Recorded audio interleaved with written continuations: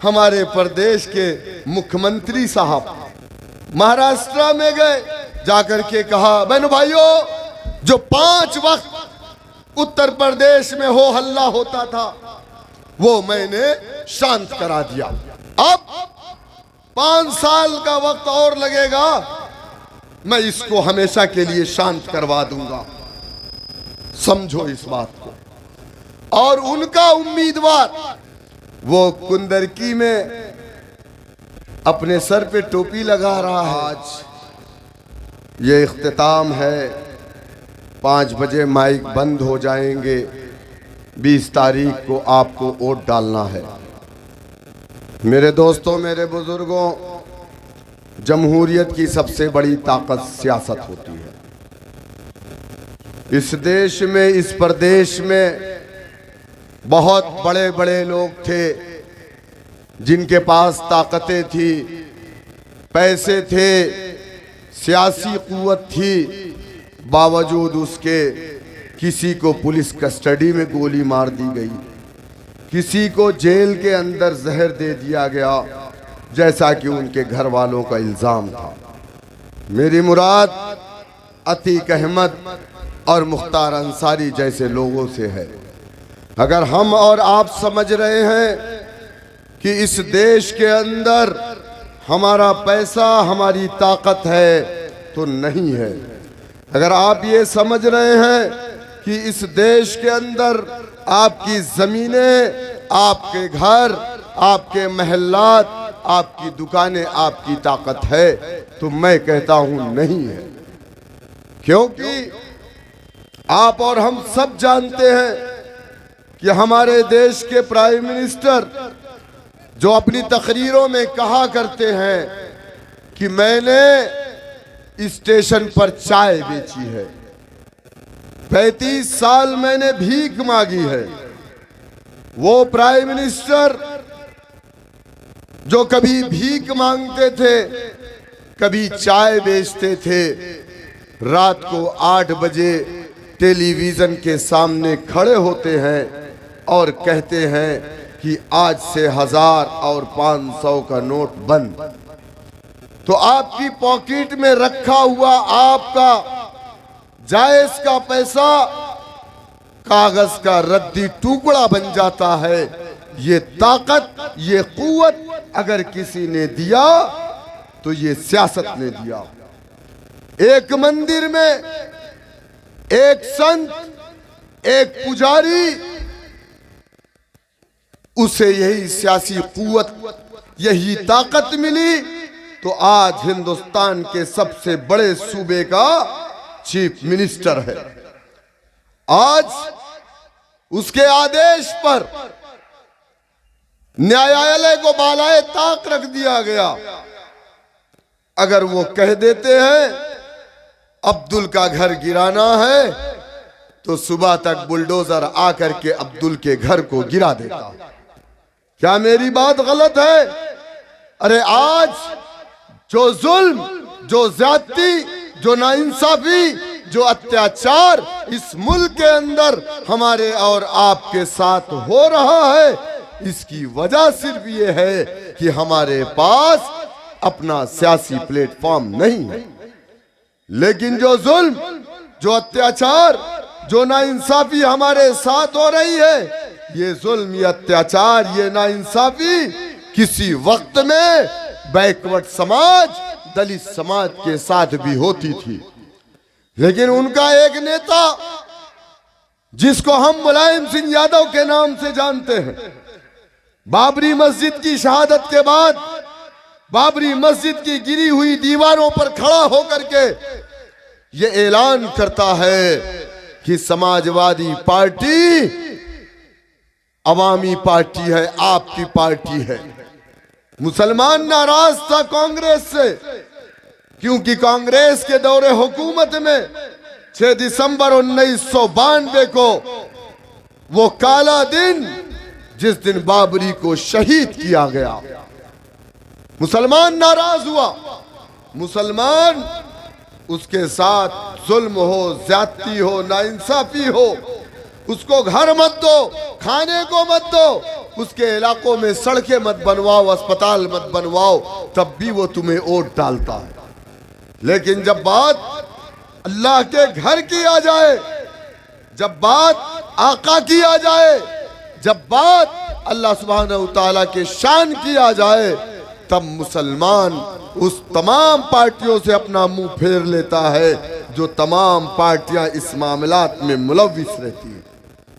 बाबरी मस्जिद की शहादत के बाद मुसलमानों ने कांग्रेस पार्टी को तलाक दिया और समाजवादी पार्टी को अपनी पार्टी माना, मुलायम सिंह को अपना नेता माना, वोट दिया, नोट दिया, सपोर्ट किया। एक बार, दो बार, तीन बार नहीं, 3 मर्तबा मुलायम सिंह यादव को, 1 मर्तबा उनके लख्ते जिगर अखिलेश यादव को उत्तर प्रदेश का मुख्यमंत्री बनाया कि नहीं बनाया? लेकिन क्या हमारे हालात में तब्दीली आई? नहीं आई। एक तब्दीली तो आई, जो लोग, जो नेता कांग्रेस समाजवादी पार्टी से वाबस्ता हुए, उनके ईमान को खतरा हुआ, उनके ईमान को खतरा हुआ। अगर आपको अपने दीन की हिफाजत भी करनी है तो आपको समाजवादी पार्टी से दूरी बनाना पड़ेगा। मेरी बात गलत नहीं है। इकरा हसन, जिसे आज उसकी फोटो लगा करके पूरे हिंदुस्तान में घुमाया जा रहा है, जिस तरीके से आजम खान साहब को उनकी फोटो लगा करके समाजवादी पार्टी मुसलमानों का वोट लेने के लिए पूरे हिंदुस्तान में घुमाती, वो इकरा हसन हमारी बहन अच्छी बच्ची थी। एमपी बनने के बाद सबसे पहला काम उसने किसी दरगाह पर नहीं बल्कि एक मंदिर में जाकर के पूजा कर लिया। क्या आपने वीडियो नहीं देखा? इसी उपचुनाव में सीसामऊ कानपुर की विधानसभा में इरफान सोलंकी को सजा हुई, उनकी सीट खाली हुई, उनकी बीवी नसीम सोलंकी को समाजवादी पार्टी ने टिकट दिया और नसीम सोलंकी एक घरेलू महिला थी, नकाब, हिजाब, सर पे रुपट्टे होते थे, लेकिन जैसा ही समाजवादी का टिकट मिला, नसीम सोलंकी किसी आलिम के पास नहीं, किसी दरगाह पर नहीं, किसी खानकाह पर नहीं, सबसे पहला काम उसने जाकर के मंदिर में पूजा किया और साधुओं से आशीर्वाद लिया। मुझे एतराज इस बात पर नहीं है कि मंदिर में जाना या यहाँ जाना वहां जाना, लेकिन मुझे एतराज इस बात पर है कि कोई मुसलमान अगर मंदिर में जाता है तो वो अपने मजहब को, अपने धर्म को, अपने समाज को, अपने अल्लाह को, अपने नबी को धोखा दे रहा है, तो वो दूसरे समाज का नहीं हो सकता। अगर कोई हिंदू हमारे इस स्टेज पर टोपी लगा करके आएगा तो हमारे स्टेज पर उसके लिए जगह नहीं है। वो अपने माथे पे तिलक लगाए और अपनी पहचान को बता करके आए, हम उसको गले से भी लगाएंगे और उसका वेलकम भी करेंगे। क्योंकि तुम अगर अपने धर्म को धोखा दे सकते हो, अपने समाज को धोखा दे सकते हो, तो हमारे पास टोपी लगा करके आने का मकसद ये है कि तुमने हमारे समाज को धोखा देने के लिए ये टोपी लगाई। मेरे दोस्तों, मेरे बुजुर्गों, कुंदरकी में भी तो यही चल रहा है ना। अरे इनके मुखिया हमारे प्रदेश के मुख्यमंत्री साहब महाराष्ट्र में गए, जाकर के कहा, बहनों भाइयों, जो 5 वक्त उत्तर प्रदेश में हो हल्ला होता था वो मैंने शांत करा दिया। अब 5 साल का वक्त और लगेगा, मैं इसको हमेशा के लिए शांत करवा दूंगा। समझो इस बात को। और उनका उम्मीदवार जिसका नाम रामवीर सिंह ठाकुर है, वो कुंदरकी में अपने सर पे टोपी लगा रहा है, कंधे पे रुमाल रख रहा है, हृदय परिवर्तन हो रहा है और इंशाअल्लाह बहुत जल्दी ये कलमा भी पढ़ लेंगे। ये धर्म परिवर्तन भी करेंगे स्वेच्छा से, जबरदस्ती नहीं, वरना हम पर मुकदमा लाद के जेल में डाल देंगे। बोलेंगे ये जबरदस्ती धर्म परिवर्तन करा रहा था। हम जबरदस्ती नहीं, दीन इस्लाम में ला इकराह फिद्दीन, कोई जोर जबरदस्ती नहीं है, स्वेच्छा से। लेकिन मुझे मालूम है ये इस्लाम कबूल करने के लिए नहीं, बल्कि इस्लाम वालों को दीन से दूरी बनाने के लिए अपने सरों पर टोपी लगा करके, अपने कंधे पर रुमाल रख करके मुसलमानों को धोखा देने के लिए आया। मेरे दोस्तों, आपने सुना होगा इसका एक वीडियो, सुना कि नहीं सुना? जुमे की नमाज का वक्त था और इसकी एक जनसभा चल रही थी। इसने कहा कि मुसलमानों को 1 लाख रुपया दे दो तब भी ये जुमे की नमाज नहीं छोड़ता। लेकिन 1000 मुसलमान यहां बैठा है, वो योगी और मोदी जी और मेरी मोहब्बत में, बीजेपी की मोहब्बत में जुमे की नमाज पढ़ने के लिए नहीं जा रहा है। इसकी ये मोहब्बत है। सुनो रामवीर सिंह, जहां तक मामला नमाज का है तो तुम्हें बता दूं कि नमाज अगर हम पानी में डूब रहे हैं और अगर हम होश में हैं और नमाज का वक्त है, असर का वक्त जा रहा है, तब भी नमाज माफ नहीं है। वो जो मुसलमान थे तुम्हारी जनसभाओं में, वो कौन मुसलमान थे? सुनो मुसलमानों, मैं आपसे कह रहा हूं, करबला है, जंग का मैदान है, एक तरफ यजीद का लश्कर है, दूसरी तरफ इमाम हुसैन है, जंग चल रही है। इमाम हुसैन ने कहा, ऐ यजीदियों, नमाज का वक्त हो गया, तुम भी पढ़ लो, मैं भी पढ़ लूं। इमाम हुसैन ने करबला की उस जमीन पे तयम्मुम किया और नियत बादी अल्लाहु अकबर, सजदे में गए। यजीदियों ने आपको शहीद कर दिया। तो सुनो रामवीर सिंह, जो लोग नमाज में नहीं गए वो हुसैन वाले नहीं थे, वो यजीद वाले थे। अगर वो ये समझते हैं कि अल्लाह सुब्हानहू तआला ने इस दुनिया में हमेशा हमेश की जिंदगी रखी है, तो कभी नहीं। मेरे दोस्तों, मेरे बुजुर्गों, समाजवादी पार्टी कुंदरकी विधानसभा में दूर दूर तक लड़ाई में नहीं है। 15 साल तक यह रिजवान आपका विधायक था। डींगरपुर से कुंदरकी की सड़कें 1993 से समाजवादी का विधायक कुंदरकी में है, दूसरा कोई विधायक नहीं बना। लेकिन डींगरपुर से कुंदरकी की सड़कें कैसी? इसका तो विकास हुआ। इसका बेटा, मैंने सुना कि कई जगह जमीनों को हड़प लिया, उसके बेटे का विकास हुआ। 1 घर से 2 घर, 3 घर, 10-20 घर बन गए। उत्तराखंड बन गए, मसूरी बन गए, लखनऊ में बन गए और नहीं मालूम कहां कहां बन गए।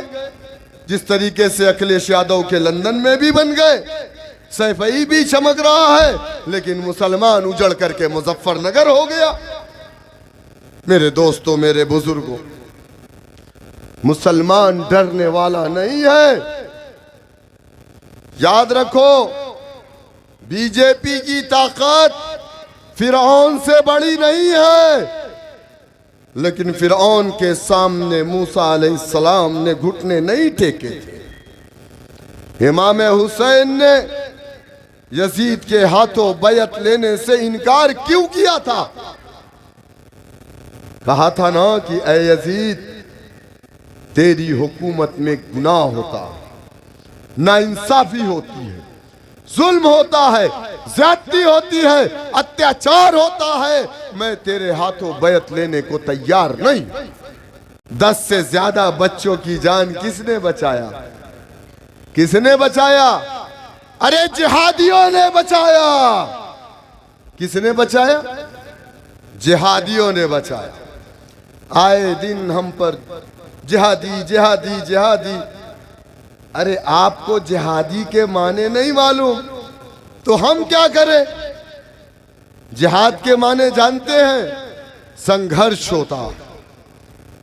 और जिहाद का असली माने अगर कोई जानता है, आरएसएस, बीजेपी, विश्व हिंदू परिषद, बजरंग दल वालों सुनो, जिहाद के अगर असली माने कोई जानता है तो वो अंग्रेज जानता है, जिसने 200 साल हमारे देश में हिंदुस्तानियों को गुलाम बना करके रखा।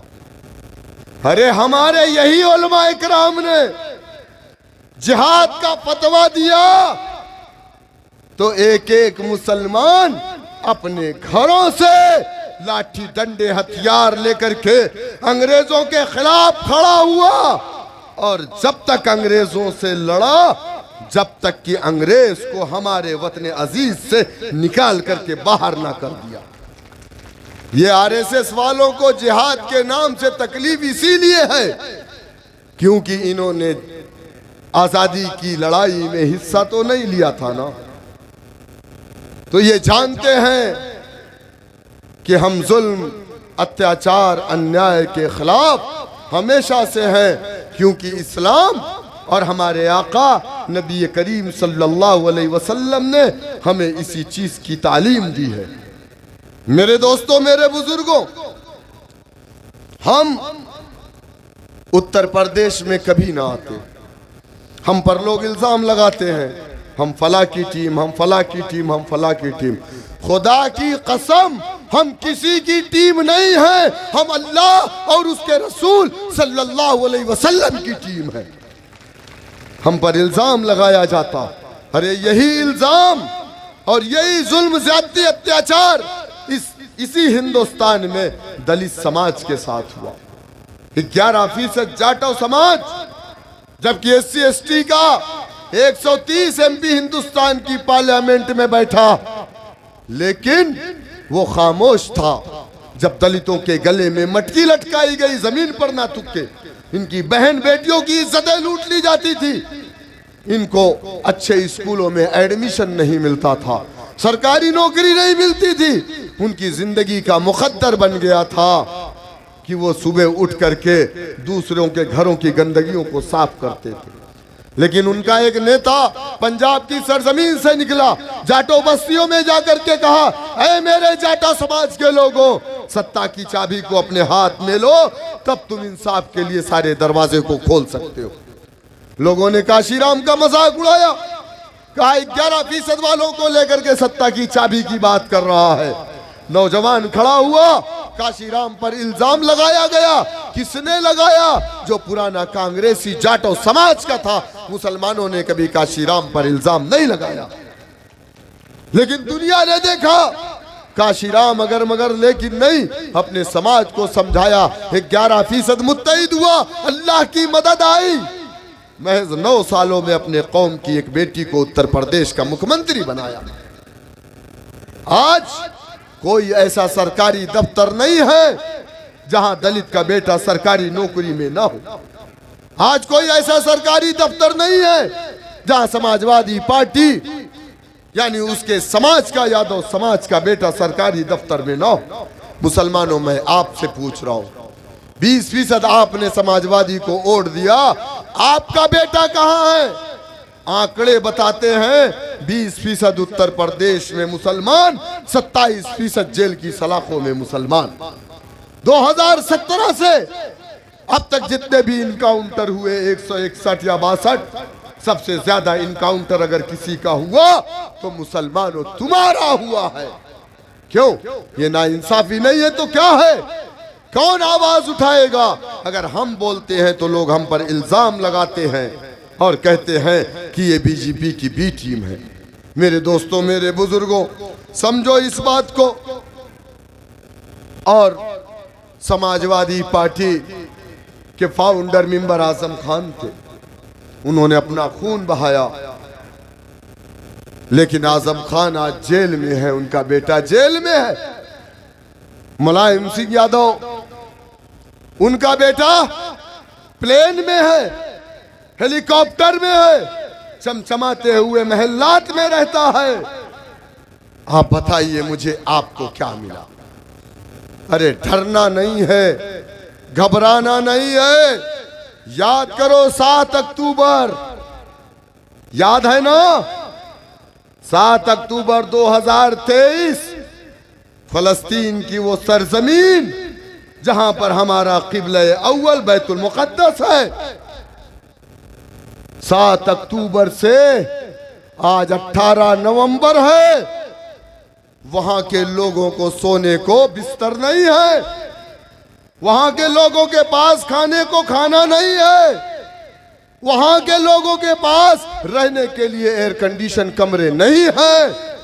इजराइल ने 50,000 से ज्यादा वहां पर बच्चों को, औरतों को, हामिला औरतों को मार दिया। 70,000 से ज्यादा लोग मलबे में दबे हैं। 20 लाख लोग अपने घरों से बेघर हो गए, लेकिन उनके हौसलों में कमी नहीं आई है। उन्होंने इस्राइल और अमेरिका जैसी सुपर पावर के सामने अपने घुटने को नहीं टेका और उन्होंने कहा हस्बुनल्लाहु व निअमल वकील, अल्लाह हमारे लिए काफी है।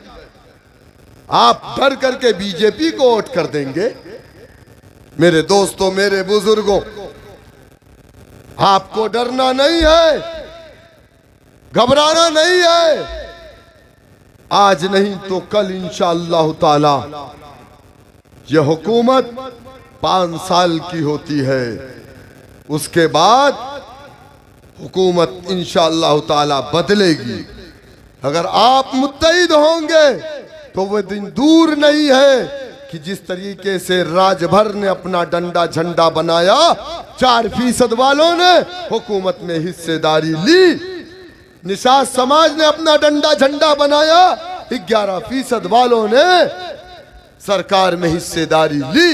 अगर आप मुत्तहिद होंगे तो इंशाअल्लाह ताला वो दिन दूर नहीं कि 2027 में हमारे बगैर किसी की हुकूमत नहीं बनेगी। तब हम बताएंगे कि सरकारें कैसे चलाई जाती हैं। हम नमाज पढ़ लेंगे, 2 मिनट की नमाज पढ़ लिया, नमाज पढ़ लिया, नमाज। अरे ये सड़कें किसी के बाप की नहीं है। 2 महीना कांवड़ यात्रा, सावन के महीने में नेशनल हाईवे को बंद करा करके पुलिस डिपार्टमेंट के लोग कांवड़ियों के पैर धुलते हैं और कांवड़िए बेचारे माशाअल्लाह लेकर के मस्त रहते, मस्त रहते, चिलम भी मारते हैं, शराब भी पिए रहते, हुड़दंग भी मचाते हैं, गाड़ियां भी तोड़ देते। लेकिन हमारा पुलिस डिपार्टमेंट जाकर के उनके पैरों में मरहम लगाता है, हेलीकॉप्टर से उनके ऊपर फूल बरसाता। और हम नमाज पढ़ लिए, 2 मिनट की नमाज पढ़ लिया, नमाज पढ़ लिया, नमाज पढ़ लिया। अरे मेरे भाई, ये सड़कें जो बनी है ये योगी आदित्यनाथ जी या नरेंद्र मोदी जी या अमित शाह के पर्सनल खजाने से नहीं बनी है।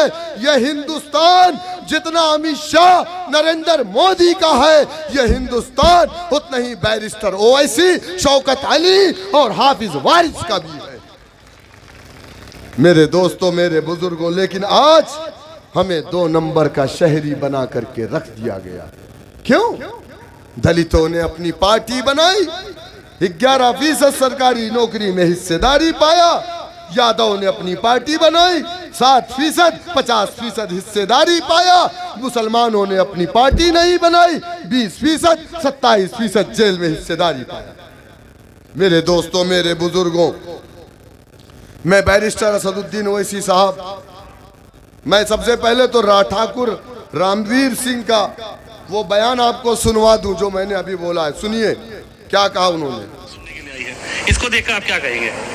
मुस्लिम योगी जी से प्रेम करता है जी, उनका सम्मान करता है और इस बात के लिए करता है कि हमने मुस्लिमों को समझाया कि जितने भी मुस्लिम इस देश में हैं उन सबके पूर्वज हिंदू थे।